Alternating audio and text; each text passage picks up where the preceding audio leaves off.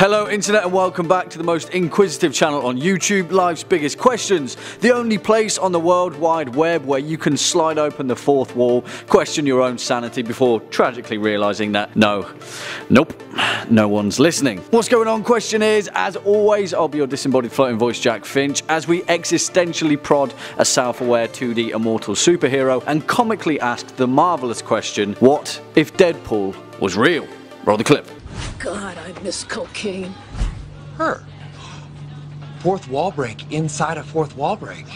That's like 16 walls. Now, before we tackle this behemoth of a reality-bending question, I've got a question for you. Ooh, spooky. Double questioning bonanza. It's simple really though. Over here at Life's Biggest Questions, we'd like to find out what makes you guys tick and what topics and themes you'd like to see covered in our next series of videos. Why don't you slap down a monkey's paw in the comment section below, be careful what you wish for, and maybe we'll just read out your best suggestions or witty remarks in our next video. Also, we've got to do the old bamboo once again, and you know how it is by now. If you're a fan of this video, Deadpool, the Marvel Universe, or just Life's Biggest Questions in general, please be a dear and hit that thumbs up button, as well as that subscribe bell so you can stay up to date with our latest and greatest questioning uploads. Deadpool is a great superhero. Fact. Now, I'm not in the business for bashing on any comic book hero because they're a great bunch for the most part, but Deadpool stands apart on an island of individuality, a fundamentally original and unique incarnation of Stan Lee's Marvel Universe. Wade Wilson, aka The Merc with a mouth, had a pretty grim inception, and his origin story is mired with painful scars, both physically and mentally. One of those scars is the burden of self-awareness, and before we ask what if Deadpool was real, we have to acknowledge the fact that he'd more than likely be aware of us asking this question, which is, Oh! well, wait. Oh, hello. Can you hear me? I know, right?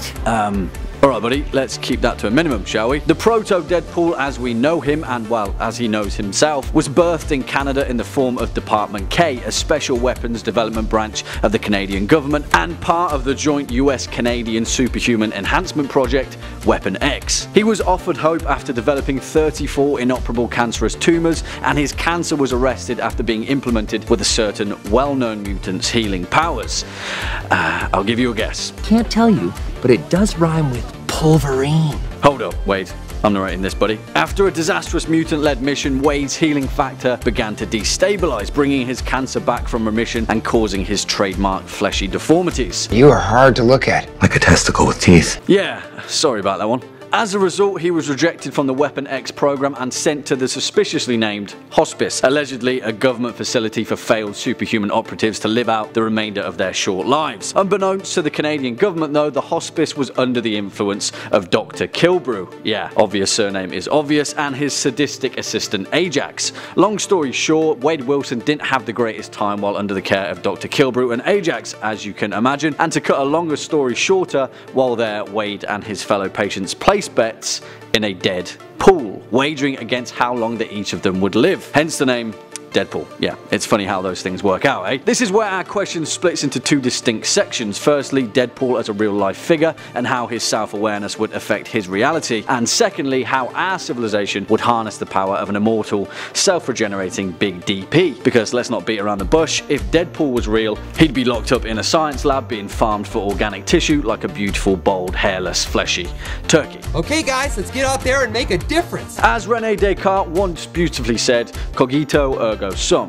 I think, therefore I am. On the basis of that philosophical proposition, this isn't a hypothetical Life's Biggest Question at all, and as far as Deadpool goes, this is his own reality. It also gets crazy because, to steal a shower thought from Reddit user Babonis, if a toy Deadpool appeared in a Toy Story movie, then he'd be aware that he's a toy in a Toy Story movie, plus he would know that his toy self is a character from another movie that's also aware that he's in a movie from a comic book, plus he'd know that his existence is entirely owned by Disney. That's like 24 broken walls, and holy moly, my head hurts. Also, he'd also be aware that he's the subject of a YouTube video that's referencing his own reference to those 24 broken walls of reality. So that's like 32 walls, and man, my head hurts. Wasn't talking to you.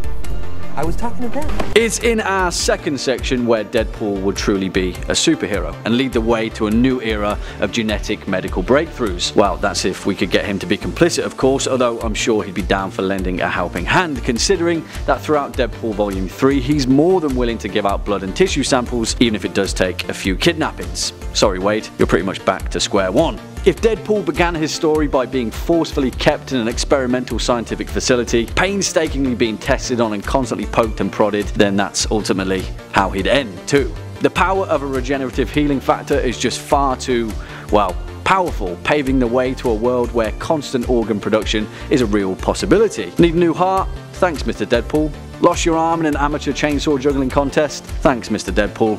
It'd be great, really. What do you think, Wade? It's over. Wait. Go home. Where are you going?